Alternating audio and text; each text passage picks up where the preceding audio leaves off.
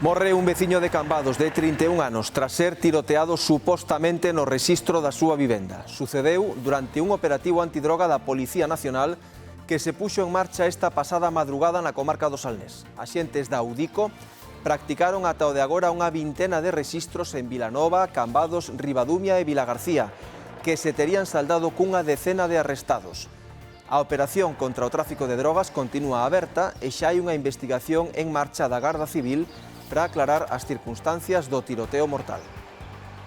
A mañán entraron na casa de meu fillo, tiraron a porta abaixo e non fixo nada e dispararonlle e matarono.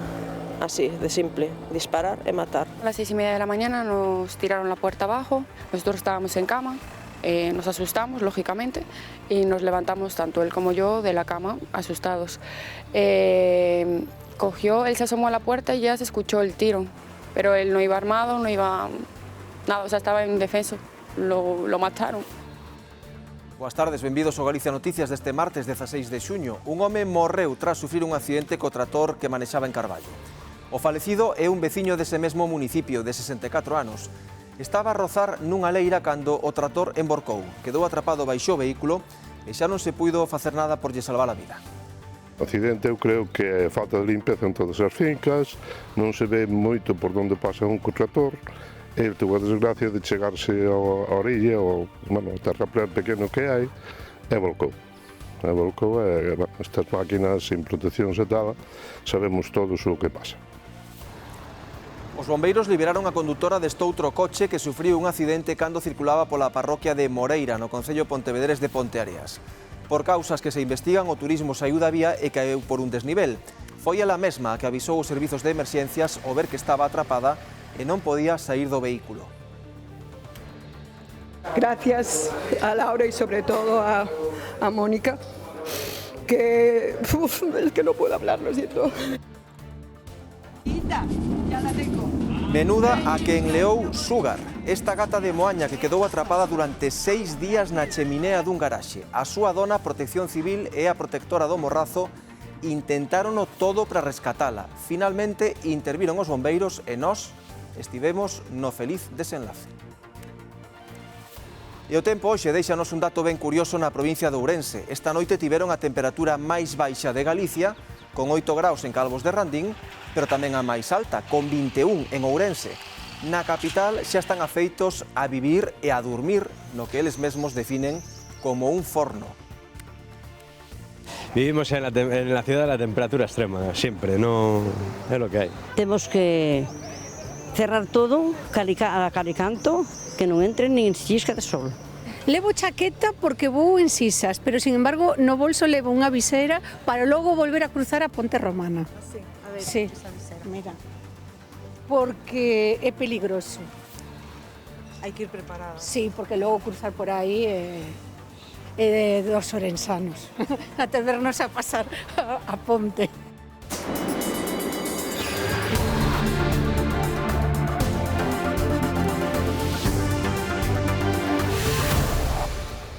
Comezamos coa última hora desa operación antidroga no Salnés. Un home de 31 anos morreu esta mañá nun tiroteo registrado na súa vivenda en Cambados. Andrea, contanos. Sí, agora a Garda Civil abriu unha investigación para esclarecer de que xeito faleceu este home por uns feitos que se produciron contra as 6:30 da mañá na súa vivenda aquí na zona de Corbillón, en Cambados, durante un rexistro antidroga.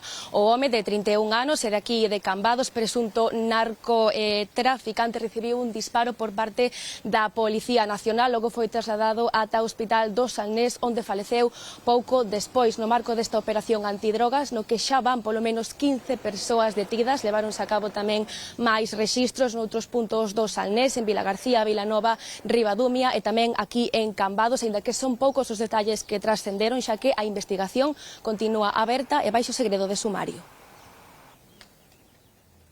Nosotros estábamos en cama, nos asustamos, lógicamente, y nos levantamos, tanto él como yo, de la cama, asustados. Él se asomó a la puerta y ya se escuchó el tiro. Entraron na casa de meu fillo, tiraron a porta abaixo e non fixo nada e dispararonlle e matarono.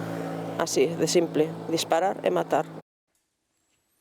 Estamos nestes momentos traballando para ampliarlles datos e agardamos ofrecerlles unha información máis completa sobre esta operación antidroga cun falecido ao longo do Galicia Noticias. Mentres, continuamos con máis temas, neste caso un novo accidente de tractor mortal desta volta en Carballo. A vítima un home de 64 anos, Mercedes Seijo.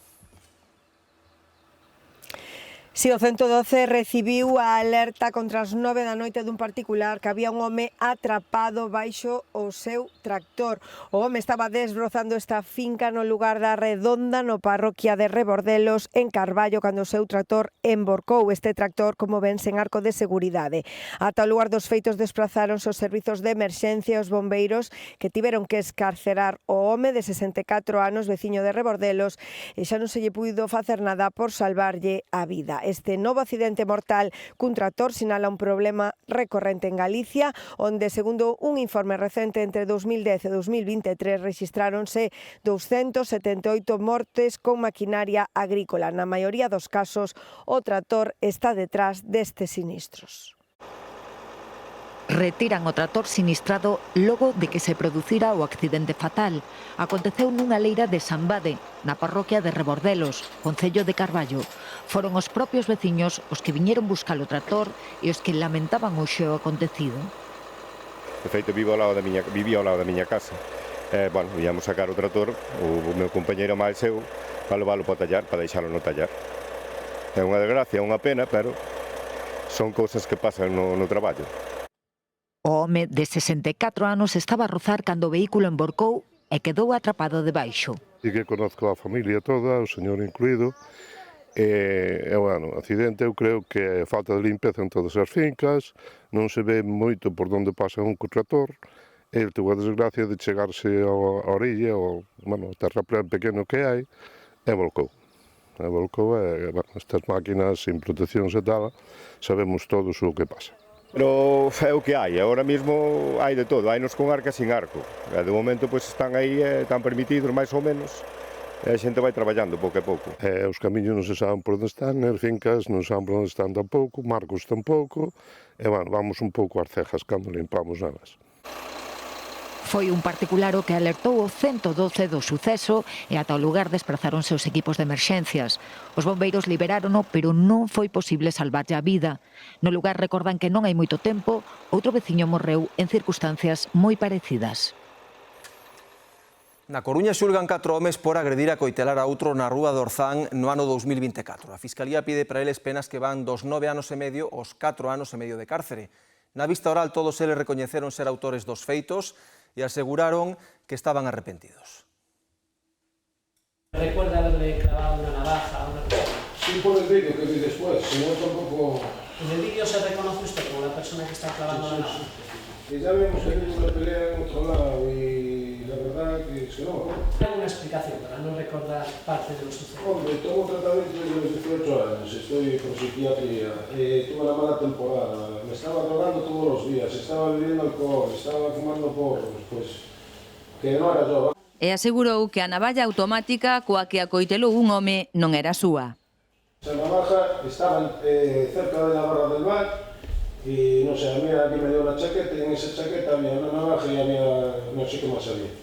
¿No había salido con ella? No, el problema es todo lo que he hecho. ¿Entiendes? La parte de la víctima, que quiero pedirle perdón a mi familia porque es que no es normal. A Fiscalía pide para el un total de 9 anos e medio de cadea. Canda el, no momento da agresión, estaban outros 3 mozos. Eles tamén recoñeceron os feitos e aseguraron que estaban baixo os efectos do alcohol e outras drogas. Nun intento de reparación do dano, os 3 investigados consignaron conxuntamente máis de 10.000 euros. Por un delito de lesións agravadas, enfróntanse agora a 4 anos e medio de cadea, a máis un deles a medio ano máis de prisión porque opuxo resistencia no momento da súa detención. Nesta primeira sesión do xuízo declarou tamén a vítima. Yo el forcejeo que tengo con la persona de rojo, me caigo al suelo con él, caemos los dos, y en el momento en el que me intento incorporar desde la posición del suelo, recibo una patada en la cabeza y cierro los ojos, me cubro y recibo una lluvia de golpes. Recibo patadas en la cara, patadas en la cabeza, golpes por el cuerpo, hasta que el médico en urgencias me lo dijo. Yo no tenía conocimiento de que había sido apuñalado o pinchado con algo. Aconteceu ás portas dun pub da rúa Orzán cando a vítima, ao escoitar fortes golpes contra a reixa do local, foilles chamar a atención aos agora procesados. A resposta que recibiu foron patadas e puñadas por todo o corpo e 12 coiteladas. O xuízo continúa mañá. Tamén na crónica xudicial seguimos agardando o veredicto do xurado popular sobre o crime de Joel Quispe. Lembren que foi onte luns cando o xuiz lle entregou o obxecto de veredicto ao xurado popular, que despois comezou as súas deliberacións, que teñen que rematar nun veredicto de inocencia ou culpabilidade dos dous acusados que seguiron no xuizo ata o final, o autor confeso da coitelada mortal, José Luis Franco, e o mozo acusado de darlle a arma branca. Os dous enfróntanse a unha posible condena de 25 anos por asasinato. Un terceiro mozo, que estivo tamén no xuizo acusado de cómplice, foi exonerado polo xuiz o venres pasado na última xornada da vista oral.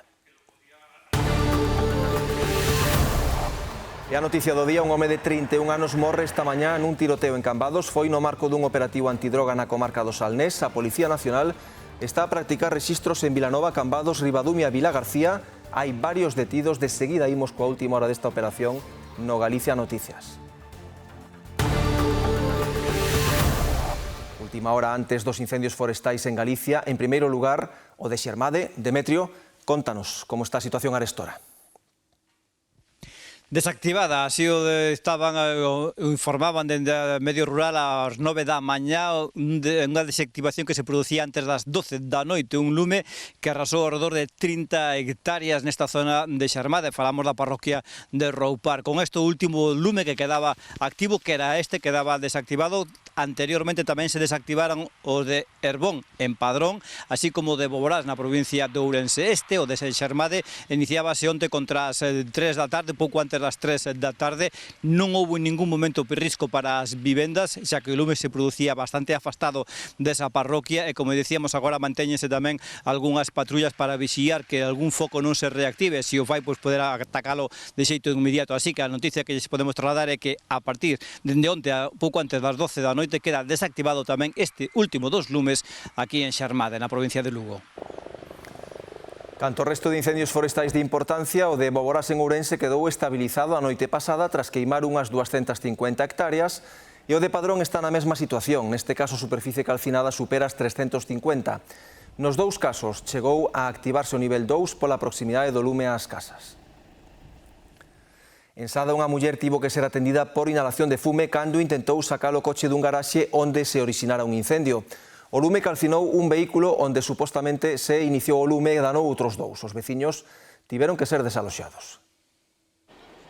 O incendio orixinouse ao redor das 5 da tarde nun vehículo estacionado no garaxe deste edificio na calella da Lagoa en Sada. Acudiron os bombeiros de Betanzos, pero a cantidade de fume obrigou a pedir reforzos de Arteixo, Oleiros e o Grupo Municipal de Emerxencias de Sada. Escuchamos explosiones y salimos, se escuchaban las explosiones, las sirenas y vimos ya humo. Estaba na casa precisamente, me chamaron os veciños para que baixara, para que estaba ardendo o chisme, cerrar as ventanas. Cando chegamos ao lugar xa vemos que a cantidade de fume excesiva que sale polo portalón de entrada, polo cal intentamos entrar, pero é imposible. Vale, solicitamos máis medios a 112 e gracias á colaboración dun veciño dinos por onde podemos entrar para onde pensa el que está o vehículo. Unha vez que temos o vehículo extinguido, pues procedemos á ventilación do garaxe. Os veciños foron desaloxados pero froito dos nervios e a tensión. Unha muller intentou sacar o seu coche do garaxe e resultou intoxicada por inhalación de fume. Unha veciña tuveron que rescatar, foi abaixo a mirar o coche para sacarlo para fora, pero quedou ali, tuveron que rescatar un veciño, vamos. Unha vez extinguido o lume e ventilado o edificio, puderon regresar ás súas vivendas. Sábese que a orixe do incendio estivo nun coche que quedou calcinado. Outros dous resultaron danados e a maioría, cando os puideron sacar, estaban tinguidos de negro polo fume. O incendio orixinouse nun vehículo moi concreto que tiña unhas motocicletas e unhas bicicletas ao lado e como secuencia deso hai un par de vehículos afectados pola cercanía ao mesmo e o resto dos vehículos afectados por fume. Ardeu ese, máis unha moto que había ali vacía, unha bella, vamos, e despois un coche que había ao lado reventou o teito e queu encima do coche, o coche recén comprado do rapaz. Axentes da Policía Científica da Garda Civil inspeccionaron esta mañá o garaxe na busca de indicios que determinen as causas do incendio. Mentres, o recinto permanece precintado á espera tamén da avaliación de técnicos por se houbera algún dano estrutural. Aparatoso accidente de tráfico esta madrugada en Ponteareas ao emborcar un coche cuxa condutora tivo que ser liberada polos bombeiros. Ela mesma foi a que chamou os servizos de emerxencias e deu positivo na proba de alcolemia. En Urcela, na parroquia de Moreira, os condutores sorprendíanse hoxe ao ver un coche emborcado na beira vía. Levaba ali dende as 2:30 da mañá, despois dunha noite de anguria para unha condutora en Ponteareas. O coche en que viaxaba saiu da vía, caeu por un terraplén de máis de 2 metros e quedou atrapada no interior. Ela mesma chamou o 112 para alertar de que o seu coche emborcara e non podía sair. Ao chegar ao punto do sinistro, atopamos o condutor, a condutora estaba enriba do asiento do acompañante, o coche estaba semi-emborcado, e nada, procedemos a estabilizar o vehículo, a persona encontrábase ben, bo aspecto físico e movíase polo seu propio pé único, desmontar a banqueta traseira e sacámonos polo maleteiro en ángulo cero e saliu por ela mesma, acompañada de nós. Os veciños denuncian a perigosidade deste tramo da estrada a carón do río Tea na Ponte das Partidas. Din que accidentes como este repítense con demasiada frecuencia. Não é a primeira vez, não será a última, porque isso sigue passando, já é o quarto ou quinto que está assim. Bom, uma pessoa maior que já não tem um reflexo, claro que não se dá conta, claro, então nada, hay que hacer algo porque isso vai seguir passando e é um peligro. Eu tenho passado por aqui várias vezes e digo-te que a veces os coches vêm e se arrimen aqui e é um peligro. Bueno, unha vez o meu home pasou por aquí e tamén diante deles caiu. Foise a esquivar do outro que viña e enchufouse aí abaixo. A vía é tan estreita que hai un semáforo para ordenar a circulación, pero os condutores din que iso non é dabondo e reclaman unha varanda. É bastante estreito e a veces o semáforo funciona como lle dá gana. A veces están os dous en rojo, os dous en verde e fais un lío aí encima do puente criminal. A ver, porque iso é moi falso aí, moi falso. Te engaña moito, A muller, que permaneceu consciente en todo momento, recibiu asistencia sanitaria e deu positivo na proba de alcolemia. Atención agora ao que aconteceu en Santiago. Un condutor sen carné e sen seguro chocou contra 4 vehículos estacionados. No momento do sinistro, o home circulaba ademais en sentido contrario pola Rúa do Hórreo, en pleno centro, moi centro da Praza de Galicia. Neste cruzamento, próximo á Praza de Galicia, o condutor inicia o seu percorrido en sentido contrario. Incorpórase á Rúa do Hórreo desde Montero Ríos e circula por dirección prohibida a varios metros. A Policía Local de Santiago recibe aviso ao momento. Avisou unha persona que circulaba en motocicleta que viña o vehículo de frente, claro está. Avisou ao condutor de que circulaba incorrectamente e máis chamou a policía. As advertencias non impediron que o coche provocara un aparatoso accidente nunha das principais arterias de comunicación da cidade. Bateu contra varios vehículos estacionados na vía. A que se debeu? Simplemente o condutor descoñecía a cidade, que é un home de nacionalidade brasileira, e ao non conocer a cidade, pois despistouse, circulou en sentido contrario e ao tentar, recuperar o sentido normal de circulación, pois foi na maniobra de marcha atrás cando colisionou.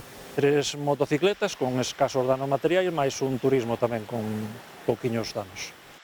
A pesar dos danos escasos, os axentes desplazados no lugar tiveron que inmobilizar o vehículo e abrir diligencias contra o condutor por un presunto delito contra a seguridade viaria. Está sendo investigado por carecer de permiso administrativo para conducir. Tamén estaba sin seguro desde o mes de febreiro. Entonces, polo seguro é unha infracción administrativa, pero o de carecer de permiso é un delito tipificado aquí neste país. O sinistro sucedeu domingo pola tarde con moi pouco tráfico na cidade, o que puido evitar que as consecuencias deste descoido volante foran maiores. Viano en titulares, final feliz para Sugar, a gata de Moaña que quedou atrapada durante 6 días na cheminea dun garaxe. A súa dona, Protección Civil e a protectora do Morrazo intentaron o todo para rescatala, pero finalmente tiveron que intervir os bombeiros para sacala do difícil lugar onde caera. A Así remata a aventura da gatiña Sugar, despois de 6 días atrapada no conduto de saída de gases dun garaxe de Moaña. A súa dona, Roxana, non vía o momento de abrazala. Es que non podo hablar, lo siento. A gata caera uns 12 metros abaixo por esta chimenea hai case unha semana, e aínda que podían escoitala e alimentala, non a daban sacado. Pois claro, fixemos de todo, puxemos cordas, puxemos sábanas, puxemos de todo, unha caixa. Ela quería salir, pero o buraco era moi pequeno e non... O rescate producíase contra o mediodía, despois de varias xornadas de angustia en que chamaron a todas as portas. Llamamos al 112 y literalmente le dijo que no podían hacer nada. Y mi cuñada le dijo, entonces, ¿qué hacemos? ¿Dejamos que muera el gato? Eu tiño claro, como se tuvese que baixar pola chimenea e quedarme trancada e si iban a vir os bombeiros, o sea... Pero salir tiña que salir. Polo gato e máis pola xente, imagínate que pudre o animal aí dentro, isto iba a ser... Finalmente, os bombeiros do Morrazo movilizáronse ao lugar e fixeron un burato na tubaxe que salvou a vida desta michiña curiosa. Ayer los bomberos en un principio se negaron a venir, pues hoy he dado con esa persona que me ha entendido, ha venido y maravilla, está el cabo aquí, Protección Civil, o sea, se trata de que todos, dentro de nuestras posibilidades y nuestros medios, pongamos un poco para que estas cosas no pasen. Sugar sae deste rescate cunha vida menos, pero grazas á solidariedade de todos, aínda lle quedan outras 6 vidas máis para facer feliz a Roxana. Que non lle vou pagar nunca na vida. Ya está. Gracias. Aínda non chegou o verán oficialmente, pero xa leva días deixándose notar especialmente no interior de Galicia, unha zona de contrastes onde as temperaturas chegan ata o máis alto ou o máis baixo mesmo dentro da mesma provincia. Na cidade de Ourense, ás 2 da mañá roldaban os 20 graus, 7,5 houbo en Calvos de Randín. Que os ourensáns están afeitos, sabémolo. Vivimos en la ciudad de la temperatura extrema, siempre, no é lo que hai. Con todo, semella que o verán anda algo ansioso este ano e a calor chegou con forza a provincia de Ourense, superando con moito varios días os 30 graus. Así que toca aproveitar as mañás. Aquí en Ourense, madre mía, temos que cerrar todo, a calicanto, que non entre nin chisca de sol. E o fresquillo da mañá, esta mañá estaba preciosa. Fomos hasta lá cima de Oira, de maravilla. Un airiño fresco dá gusto. Soben as temperaturas polo día, pero é que pola noite tampouco descansan. Na cidade de Ourense, contra as 2 da madrugada, os termómetros roldaban os 20 graus despois dunha xornada abafante. Levo chaqueta porque vou en Sisas, pero, sin embargo, no bolso levo unha visera para logo volver a cruzar a Ponte Romana. Sí, a ver, sí. Esa visera. Mira, porque é peligroso. Hai que ir preparada. Sí, porque logo cruzar por aí dos orensanos, até vernos a pasar a ponte. Por contra, a primeira hora da mañá noutras localidades da provincia cumpría esa manga. En Calvos de Randín arrancou o día con 7 graus e medio. Os contrastes e as altas temperaturas teñen algo despistados os turistas que estes días visitan a provincia. Habíamos visto que en Ourense, que suele hacer bastante calor, pero pensamos de que era más en plan de julio, cosas así, o agosto, no a mediados de junio. E chegarán tamén as treboadas. Adiantamos que hai aviso en prácticamente toda a provincia de Lugo, Agás a Mariña e toda a provincia de Ourense por esas treboadas que nos van a acompañar mañá á tarde, onde aumenta esa inestabilidade. Eses lóstregos serán aínda máis frecuentes e todo acompañado ademais con ascenso das temperaturas. Importante, iso sí, non perder optimismo. Non queda outra, que veña como queira. E se chove, que chova. Así que xa saben, non perdan de vista o ceo e aproveiten porque cara aos vindeiros días albíscase a chegada dun novo episodio de calor. Nesta xornada celebramos o Día Mundial da Tapa, ese elemento de cortesía que adoita a acompañar as consumicións nos bares de todo o país, pero que ten a súa máxima expresión, sen dúbida, na cidade de Lugo. En Lugo hai máis de 300 locais de hostalería nos que poder degustar a tapa que acompaña toda a consumición. Iso sí, en horario de cociña. Cada estabelecemento ten a súa colección de clásicos dos que fan gala neste Día Mundial da Tapa. Nós temos sobre todo dúas tapas, que son uns callos que facemos, levamos moitos anos facendo uns callos tradicionais, e despois temos unha ensaladilla que facemos pois todo, con produtos naturais, feitiña moi fresca, son as dúas tapas sobre todo que triunfan no restaurante. No meu local o que tuve foi o raxo normalmente, e despois pincho morunos ou empanada, iso é o que damos nosotros de tapa que a consumición. Por exemplo, o lacón, a tortilla, o bacon con queixo, os champiñóns rellenos. É unha tapa que sale moi ben. A xente se lle pos un pinchiño é complicado que tal, non? A xente non é que veñan a comer, ni moito menos. O que pasa é que a xente ven, tomas unha caña e eu entendo un viño e lle apetece tomar algo, unha tapiña máis ou menos. En Lugo a tapa está tan asumida que como non a poñas, non, o sea, é algo imprescindible. En Lugo é algo que a xente ten... É que é moi habitual, a xente de fora sorprendese moitísimo porque non o entenden. É o máximo que hai, e máis non as cobran. Bueno, suelen dar unha de primeiro e dúas, esa tercia tres. Para poñer en valor a tapa, os hostaleiros lucenses levan décadas organizando un concurso onde se fai alarde da mestría dos seus fogóns, mesmo acadando o nivel da alta cociña en miniatura. A nos gustanos sempre traballar con produto local, produto da provincia de Lugo, para que despois nos vindeiros concursos podas tamén exportar esa gastronomía, ese produto local. Tamén intentar facer algo diferente, algo novo, pois non sei, incorporar algún produto que non seña tan cotidiano. O concurso de tapas Lugo leva 20 anos. Agora levamos, eu penso que os 5 últimos facendo en novembro. E ten moito éxito. Date conta que nos 15 días do concurso estamos a mover 250.000 euros en eses 15 días. Tal é a importancia da tapa, que aspira a ser declarada Patrimonio Cultural Inmaterial da Humanidade. Ampliamos esa información que lles adiantábamos en titulares. Xa saben, morre un veciño de Cambados dun disparo cando entraron resistar a súa casa no marco dunha operación contra o narcotráfico esta mañá. O dispositivo seguiu adiante nuns 20 puntos da Arousa do Salnés. Hai alo menos 10 detidos. Entraron para un rexistro supostamente buscando vínculos cos narcos e desatouse a traxedia. Entraron na casa do meu fillo, tiraron a porta abaixo e non fixo nada e dispararonlle e matarono. Así, de simple, disparar e matar. Estaban na cama. El iba a marchar para o mar ás 8 da mañán. E o lamento da nai do falecido, un home de 31 anos ao que non se lle coñecen antecedentes relacionados coa droga. Lamento denuncia no que coincide a súa parella, a única testemunha. Mi casa es la puerta, ya tiene las escaleras y justo está la puerta de mi habitación. Pues nada, tiraron la puerta abajo, él se asomó por la puerta, ellos ya estaban subiendo y le dispararon. Él se asomó a la puerta y ya no intentó escapar ni nada por el estilo. Pero él no iba armado, no iba... nada, o sea, estaba indefenso. Fontes policiais confirman que non houve intercambio de disparos, pero é a Garda Civil quen se fixo cargo da investigación. A ver o disparo, veu a judicial, pero da nacional. Fixeron eles a súa investigación, pero ao avisarlle que había fallecido, a xueza que había ali dixo que tiñan que paralizar para que viñeran a Guardia Civil para que... Bueno, por si os outros, como son compañeiros, se tapan e agora van a facer... Non está terminado o rexistro. A actuación forma parte dunha macrooperación contra o narcotráfico da Policía Nacional bastante máis ampla. Houve uns 20 rexistros simultáneos en vivendas do Salnés e da Arousa. Algúns máis discretos, como este nun piso do centro de Vilanova, nun edificio de 3 plantas con entrada por unha rúa estreita. Decartáronse os veciños que recoñecían que levaran un bo susto e pouco máis. Outras foron máis aparatosas, como o deste chalé en Rubiáns, a vivenda dun histórico, Lino Valoiras, un narco que aínda está cumprindo condena desde a última redada. Últimamente virono pola casa, suponse con permisos, pero non hai confirmación oficial de se hoxe estaba dentro. Un familiar acompañou os axentes durante os rexistros de toda a propiedade, unha propiedade ampla con varias edificacións que repasaron palmo a palmo.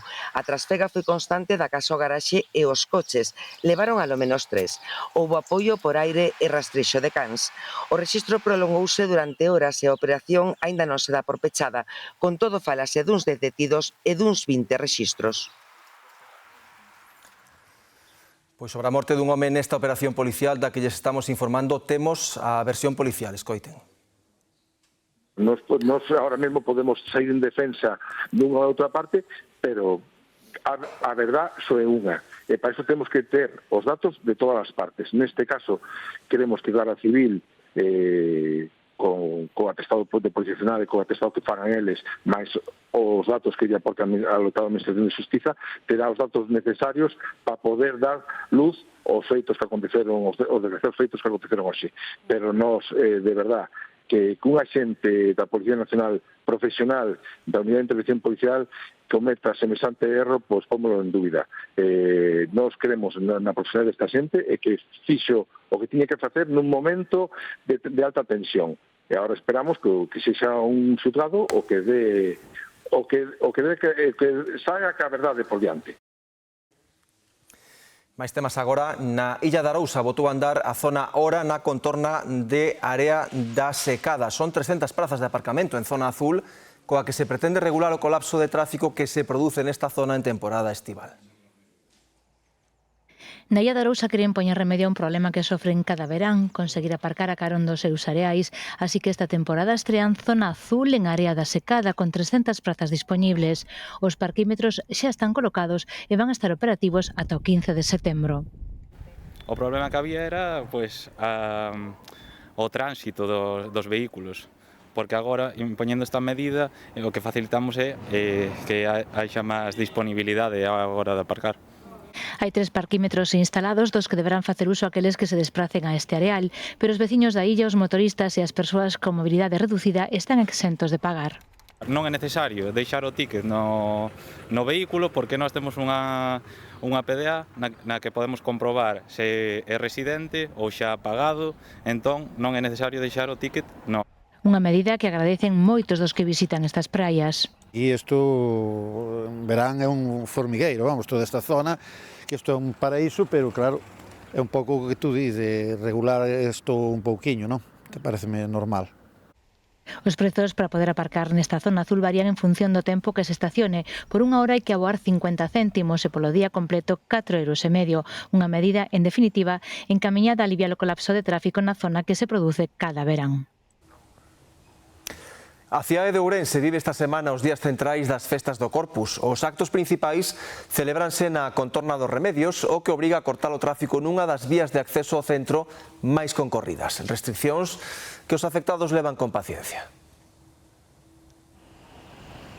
A montaxe dunha grande estrutura metálica que acollerá o escenario das principais actuacións musicais é o motivo do peche da Rúa Pardo de Cela, arteria principal de conexión co centro. As festas arrancan o mércores, pero as restriccións ao tráfico comenzaron uns días antes para non interromper os traballos. Pero isto hai que montalo, isto leva moito tempo montalo e todo, bueno, hai que aguantar un pouquiño tamén. Si, interrúmpeme un pouco porque eu salgo esta hora de traballar e teño que coller esta calle ou a do Progreso, pero bueno, hai que adaptarse ao que a maioría queira. Queremos festa, pois hai que sufrir un pouco, sí, señor. Molesta, pero bueno, tampouco... Sin más, no es nada del otro mundo. No hay ningún problema. Solo son 4 días. Son 4 días, por eso mismo. Por aquí pasa a maioría de vehículos que se dirixen ao centro dende as estradas nacionais e a autovía. Tamén boa parte do tránsito entre o barrio da Ponte e a Zona Bella. No outro extremo da rúa vese afectado a circulación na praza de Concepción Arenal. Cambios que implican ademais a modificación da ruta de varias liñas de bus urbano. Atrancos que se asumen polo ben das festas. Moitísimo, porque a parte paixo moito para ir á Ponte bueno, afectan, pero que pasa? É por o ben da cidadanía, porque vai ter as festas, entón hai que ter un pouco de paciencia. Sí, tenemos que ter un pouco de paciencia e nada, buscar rutas alternativas todo o tempo. Estoy sempre tanto agarrado na periferia e depois vou camiñando, deixo o coche cerca do garaxe. Sempre hai unha alternativa. Que se vai facer? Para nós outros que estão trabalhando é complicado, mas é o que há. A causa é boa, não? Sim. Lá à noite estamos aí na festa. Haberá cortes puntuais de varias horas na zona de Ponte Pedriña, especialmente na fin de semana, que comezarán ás 5 da tarde. Artistas como Miguel Ríos ou M-Clan entran no cartel deste ano das festas máis populares da cidade, que congregan milleiros de ourensáns e tamén visitantes arredor da música, o mercadiño e as atraccións.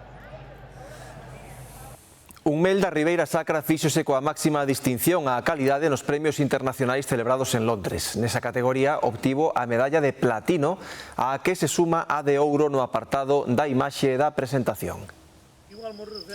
Das colmeas dunha explotación apícola do Sabiñao, na Ribeira Sacra, sae un dos mellores meles do mundo. Así o indica a medalla de platino á calidade que acaba de gañar nos últimos premios internacionais celebrados en Londres. Eu creo que a excelencia está precisamente en facer as cousas con amor, non? Con cariño. Nos realmente nos pregunta moita xente que o que lle facemos a mel. E nós o mel precisamente non lle facemos nada, non? Nos o mel é un mel natural, sacado en cru, e é un mel que nos avala durante tantos e tantos anos, que non lo va comprando moita xente, confiando en nós. E só che podo dicir que o noso mel é un mel natural, non lle facemos absolutamente nada. Non foi o único galardón que este mel obtivo no certame londiniense. Tamén foi distinguido, neste caso coa medalla de ouro, pola súa presentación e pola súa imaxe que conxugan tradición e modernidade. Non en van, o titular da explotación premiada pertence xa á cuarta xeración dunha familia de apicultores. Empezou o meu bisavó Xosé, a miña avoa Pura, que era a mamá do meu pai, e o meu pai, que leva pois con 85 anos seguindo aí cas súas colmeniñas e loitando día a día, non? Levamos pois moito traballo, a verdad, moito traballo. Meu papá tuvo tamén as abellas, vale? Entonces eu fun un emigrante cando viñen de Alemania, pois me comprei as abellas. E desde aí, entendes, tuve bastante abellas, cosechei bastante mel. Nas últimas edicións doutro prestixioso certame internacional, o de París, o mesmo mel foi distinguido coa medalla de ouro 2 veces consecutivas. Trátase, ademais, do único produto que loce as etiquetas da IGP Mel de Galicia, Artesanía Alimentaria e Galicia Calidade. Rematamos, quedan xa co telexornal que presenta Marta Darriba. Grazas pola compañía e moi boas tardes.